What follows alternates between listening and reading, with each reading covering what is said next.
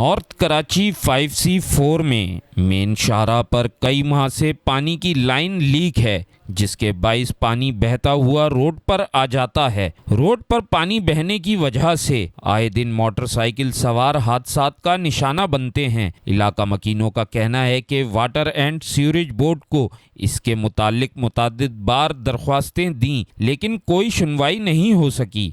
Water board इंतज़ामिया का कहना है कि लाइन की मुरम्मत करने के लिए हमारे पास फंड्स मौजूद नहीं हैं। इलाके में वाक़े दुकानदारों ने सच्चल न्यूज़ से गुफ्तगू करते हुए बताया है कि 5C4 की शाहराह पर गुज़िश्ता रोज़ भी पानी की लीकेज की वजह से मोटरसाइकिल सवार स्लिप हो गया और पीछे से आने वाला टैंकर उस पर चढ़ गया, जिसकी वजह से नौजवान मौके पर ही जाँ बहक हो गया। यहाँ भी बहुत जाम हो जाता है, रात में बहुत मसले मसाइल भी है। वो देखें सामने अभी भी थोड़ी देर पहले एक्सीडेंट हुआ पड़ा था, कल परसों भी एक्सीडेंट हुआ है।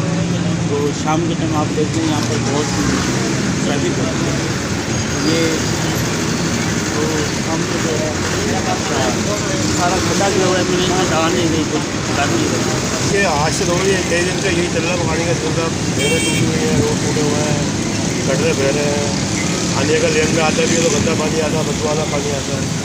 जगह जगह यही है, कोई सारे हाल की एक दफ़ा यहाँ आए थे वो वापडा वाले, हमने कहा था भाई इसको चले हमारे पास तो फंड नहीं है, जो तुम हम मजदूर दे देंगे, तुम अपने घर मिल के दुकानदार सही करा लो, तो पानी करके बताएगा, हम तुम्हें आदमी दे देंगे, मजदूर करते हैं। ये सारे वाटर बोर्ड का नाम है जो लाइन में बिछी हुई है।